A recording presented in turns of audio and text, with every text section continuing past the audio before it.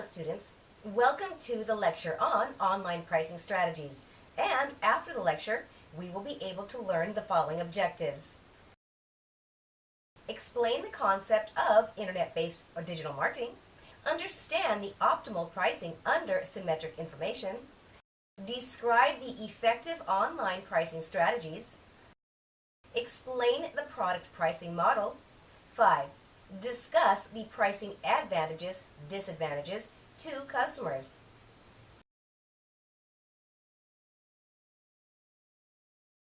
Let's start with a brief introduction to online pricing strategies. Online pricing strategies are activities aimed at finding a product's optimum price, typically including overall marketing objectives, consumer demand, product attributes, competitors' pricing, and market and economic trends through online. The effective strategy is the one that gives one a higher return on the investment by increasing your sales. There are many strategies to increase the visibility of your products and services by increasing viewership or traffic to the website. Let's discuss the concept of internet-based digital marketing. Internet-based marketing is focused on helping the business generate new business leads, manage the brand, and communicate with the customers. Well, depending on whom you ask, the term internet marketing can mean a variety of things. At one time, internet marketing consisted mostly of having a website or placing banner ads on other websites. On the other end of the spectrum, there are loads of companies telling you that you can make a fortune overnight on the internet and who try to sell you some form of internet marketing program. Today, internet marketing or online marketing is evolving into a broader mix of components a company can use as a means of increasing sales, even if your business is done completely online, partly online, or completely offline. The decision to use internet marketing as part of a company's overall marketing strategy is strictly up to the company, of course. But as a rule, internet marketing is becoming an increasingly important part of nearly every company's marketing mix. For some online businesses, it's the only form of marketing being practiced. Essentially, internet marketing is using the internet to do one or more of the following: communicate a company's message about itself, its products, or its services online. Conduct research as to the nature, such as the demographics, preferences, and needs of existing and potential customers, and to sell goods, services, or advertising space over the internet. There are several internet marketing components you should know. Components of internet marketing, or online marketing, may include setting up a website, consisting of text, images, and possibly audio and video elements used to convey the company's messages online, to inform existing and potential customers of the features and benefits of the company's products and or services. The website may or may not include the ability to capture leads from potential customers or directly sell a product or service online. Websites can be the internet equivalents of offline brochures or mail order catalogs, and they are a great way to establish your business identity. Then there is search engine marketing, which is marketing a website online via search engines, either by improving the site's natural ranking through search engine optimization, buying pay-per-click ads, or purchasing pay-for-inclusion listings in website directories, which are similar to offline Yellow Page listings. We will look at these in more detail in later videos. Then we have email marketing, which is a method of distributing information about a product or service, or for soliciting feedback from customers about a product or service through email. Email addresses of customers and prospective customers may be collected or purchased. Various methods are used, such as the regular distribution of newsletters or mass mailing of offers related to the company's product or services. Email marketing is essentially the online equivalent of direct mail marketing. Another component is banner advertising, which is the placement of ads on a website for a fee. The offline equivalent of this form of online marketing would be traditional ads in newspapers or magazines. We also have online press releases, which involve placing a newsworthy story about a company, its website, its people, and or its products and services with an online wire service. Then there is blog marketing, which is the act of posting comments, expressing opinions, or making announcements in a discussion forum, and can be accomplished either by hosting your own blog or by posting comments and or URLs in other blogs related to your product or service online. We also have article marketing, which involves writing articles related to your business and having them published online on syndicated article sites. These articles then have a tendency to spread around the internet, since the article services permit republication provided that all of the links in the article are maintained. Article marketing can result in a traffic boost for your website, and the distribution of syndicated articles can promote your brand to a wide audience. Finally, there is social media marketing, which can involve social networks like Twitter, LinkedIn, Facebook, and social bookmarking sites like Dig. So as you can see, there are many parts to internet marketing to consider. Performance-based pricing issues. The performance measures associated with digital marketing provide a basis for pricing models in which a client pays an amount proportionate to the actual measured performance of a marketing campaign, rather than simply paying a price based on the number of impressions delivered. Performance uncertainty and risk sharing. There is performance uncertainty associated with any marketing campaign. This stems from both the incompleteness of measurable metrics like click-through rates in actually capturing total effectiveness. Variable creative quality.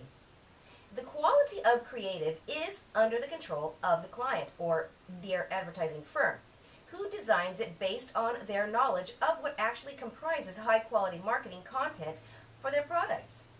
Effectiveness of marketing technology. There is also considerable variability in how effectively the publisher delivers a client's marketing messages. This stems from differences in technological and analytical capabilities apart from the traditional direct marketing capabilities. Competitive substitutes. Online advertising and marketing is a competitive industry, and even when offering performance-based pricing, the pricing power of publishers is limited by the competitive CPM-based price, which is always an outside alternative for their potential clients.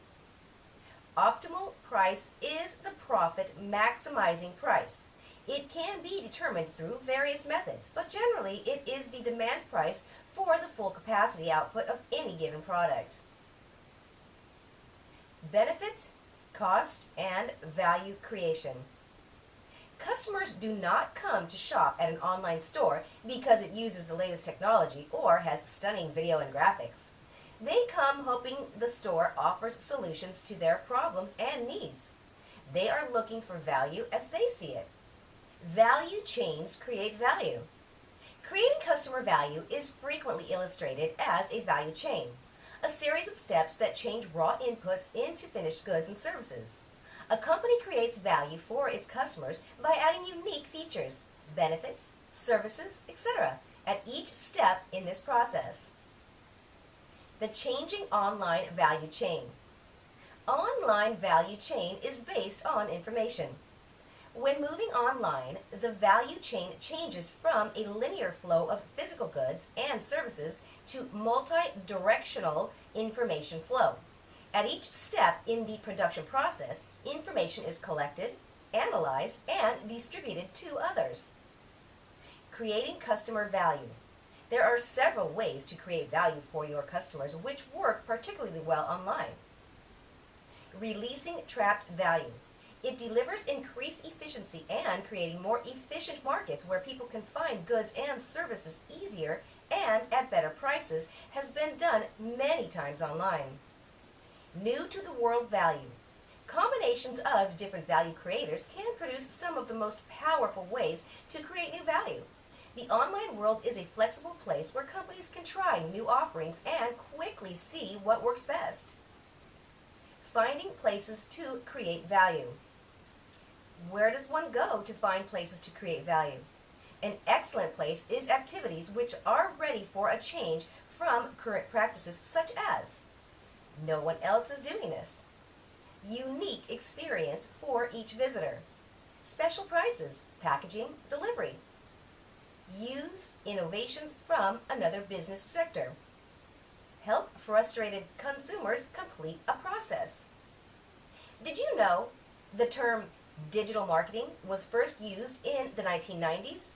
In the 2000s and the 2010s, digital marketing became more sophisticated as an effective way to create a relationship with the consumer that has depth and relevance. Research agenda and related work. These open business issues motivate and frame its questions and agenda.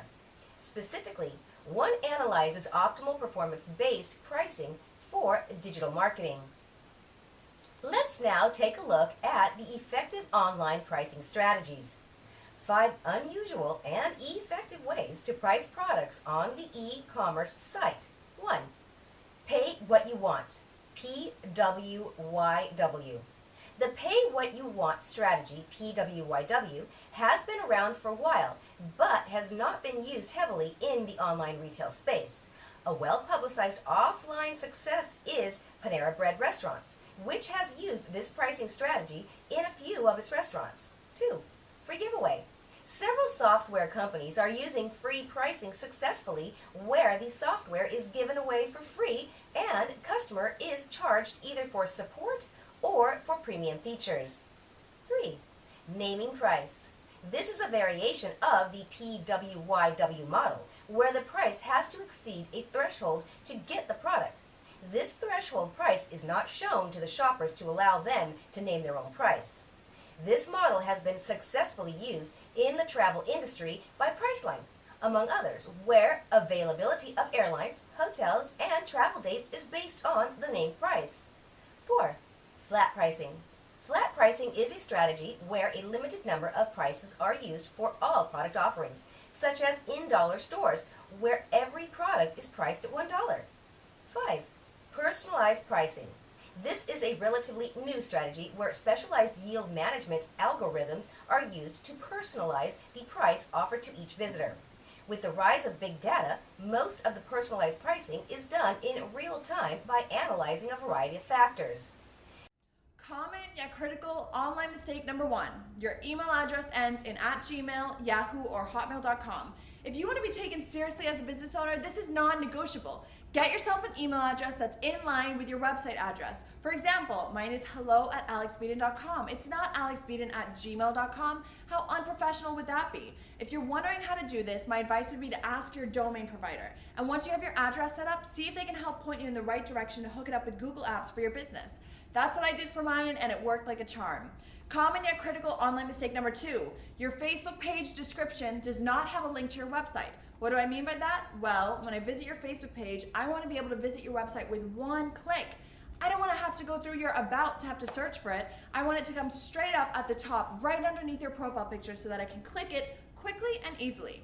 Wondering how to get this done? Go to your Facebook page, click about, and then edit your about description with your URL at the top so that it shows up on the main page. Get it? Got it? Good. Move it on. Common yet critical online mistake number 3. You don't have a photo of yourself on your About Me page. Come on, my love, we want to see your face, especially if you're the name and face of your brand. But even if you're not, I always like to know who I'm buying from. And the more I get to know you on a personal level, the better. No one wants to buy from a mysterious, faceless person on the interweb. I want to see your beautiful, happy face so I know who I'm dealing with. I think this is so important that I'd even go so far as suggesting that you have professional photos taken of yourself. Trust me, it's worth the investment because these photos will last you a long time. Common yet critical online mistake number 4, spelling mistakes. Now, I don't mind if you're a blogger and it's kind of your thing to have bad spelling. If it's in line with your brand and you feel like you're rocking it out, by all means, be my guest, go for it. But if it's not in line with your brand and if it's just bad spelling out of pure laziness, well, that tells me that you're lazy. And I don't trust that a lazy person is going to be the best person to buy from. Sorry. Obviously, I'm not talking about a few spelling mistakes here and there. After all, we are all human. But try to avoid them at all costs. They scream unprofessional, uneducated, and undesirable. If you're not good with spelling, try running it through Microsoft Word before posting, and it'll pick up on any common mistakes. Common yet critical online mistake number 5, weird music on your website. The truth is, most people don't like music on websites, so if I were you, I would get rid of it altogether. But if you must have it, make sure it's in line with your brand and evoking emotions that you want to associate with, and be sure to run it by a few people who are not friends or family to see what they have to say about it. I've never really seen it work very well on a website, but if you think you can make it work for you, then go for it. Common yet critical online mistake number 6, baby, and this makes me cringe the most. when people are negative or gossipy or bitchy online. I mean, can we take that elsewhere, please? I don't want to know that you think your neighbor's an overbearing, egotistical freak. In fact, when I read that on your business or personal page, I have to try so hard not to judge you for being so candid about it online. It makes me feel bad because you feel bad, but also because I feel bad for the person who's unknowingly being bitched about online. It allows negative energy to thrive. What you post online is a representation of you and your business at all times. So the next time I think I might need you for my services, that same negative energy is going to pop up because my brain unknowingly is associating that negative vibe from your mean comment with your business, and I no longer want a single thing to do with it. Be the best version of yourself at all times, and do not share anything online that doesn't evoke emotions that you want people to associate with you and your business. End of story. Common yet critical online mistake number 7, when you only self-promote on social media networks, as if there is nothing better to talk about than yourself. The whole point of social media is to meet new people, make new connections, and put yourself out there in a new and interesting way. The point is not to bombard people with information on yourself, like what you ate that day, what you did, your latest blog post, and where you went. There's a time and place for that, but it gets really boring really fast if that's the only thing you're talking about, and it's not a good business strategy. You really want to build relationships, and that's how you attract customers. Finally, common yet critical online mistake number 8, when business owners talk to people in their industry instead of talking to their clients. Now, there's nothing wrong with building relationships in your industry. Actually, I think it's hugely beneficial to the success of any company. However, the main focus of your marketing content, like your blog, should be directed towards attracting more customers and not just impressing players in your industry. For example, when I first started as a professional photographer, I was doing a lot of photography tutorials and Photoshop tutorials. Lucky for me, this worked out because I ended up selling Photoshop actions, but for my photography business itself, it wouldn't have been as helpful as if I had created content specifically for my photography target market in mind instead of other photographers. So there you have it, 8 things to look out for. When determining how to best price the products and services, consider price baseline.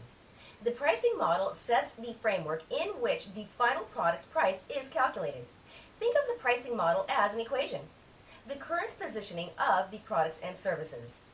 Are they positioned as low-cost options, luxury offerings, or somewhere in the middle? The pricing of the products and services must be aligned with how they are positioned in the marketplace. Various pricing methods. Cost plus pricing. Set the price at the production cost, including both cost of goods and fixed costs at the current volume, plus a certain profit margin. Target return pricing. Set the price to achieve a target return on investment, ROI. Value-based pricing. Price the product based on the value it creates for the customer. This is usually the most profitable form of pricing, if one can achieve it. Psychological pricing. Ultimately, one must take into consideration the consumer's perception of the price. Figuring things. Online pricing strategies. There are some online price strategies.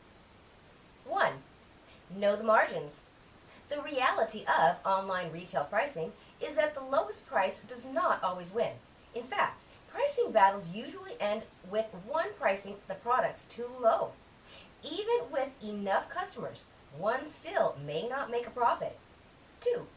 Know the USP, unique selling proposition. What makes one different? Every company has to tackle this question to determine their value proposition and target market. For online retailers, a unique factor could be excellent customer service, free or timely shipping and handling. Example, Amazon Prime, or product one cannot find anywhere else. 3. Loss leader, selling below market value. Highly discounted pricing can be advantageous if paired with the appropriate merchandising strategy. The loss leader strategy assumes that an item sold below market value will encourage customers to buy more overall. 4. Offer incentives. Once one knows the margins and price accordingly, then one can offer incentives to motivate the customers to buy. Even if one cannot sustain an ultra-low price in the long term, one can always offer limited time pricing to reach these customers. 5. Diversify product offerings. To offer a diverse product offering that will sell, e-commerce store owners must first understand their market demand. Make sure that one is up to date with current trends by reading e-commerce news. Use products like Google Trends or Google Insight to check the popularity of a SKU and try to attend local meetups with fellow online retailers. 6. Test the e-commerce pricing strategy.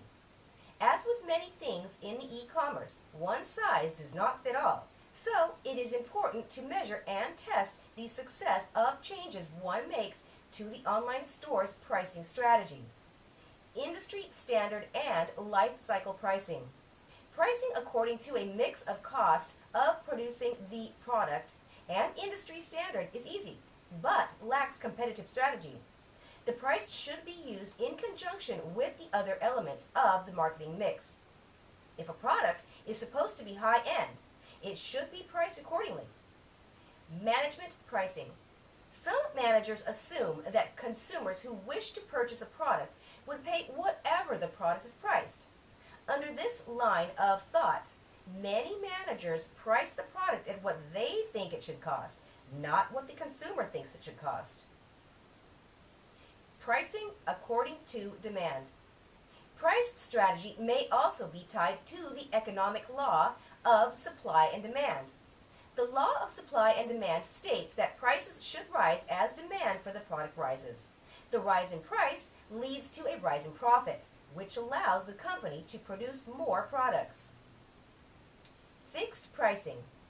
Fixed pricing is a strategy in which a price point is established and maintained for an extended period of time. Dynamic pricing means the price on a product or service can change over time. Fixed pricing advantages. Fixed pricing is intended to attract more customers and clients because it offers them assurances. On project work, for instance, a fixed price for the entirety of the job allows the prospective client to know how much he will pay prior to agreement. Fixed pricing disadvantages. The risk with fixed pricing is that it does not allow for adjustments if one gets into product or service delivery and realizes the cost basis is higher than expected. The customer pays the established price regardless of changes in the time or costs. Dynamic pricing advantages. Dynamic pricing often is referred to as discriminatory pricing because it allows one to maximize profits with each customer. This approach is common in event promotions. If initial demand is low, facility or event managers work to sell off open seats to generate whatever revenue is possible. Disadvantages. Dynamic pricing can lead to customer alienation. If customers realize they paid higher prices than others for the same solution, they may demand their money back or spread negative messages in the marketplace. This approach also may turn off customers who prefer to know the set price up front on a purchase. Now, in the end, let us summarize what we have learned in this lecture. Delivery technologies like the DART system, from double-click support tracking, detailed performance information of this kind, for both banner ads and for more sophisticated formats. The performance measures associated with digital marketing provide a basis for pricing models in which a client pays an amount proportionate to the actual measured performance of a marketing campaign, rather than simply paying a price based on the number of impressions delivered.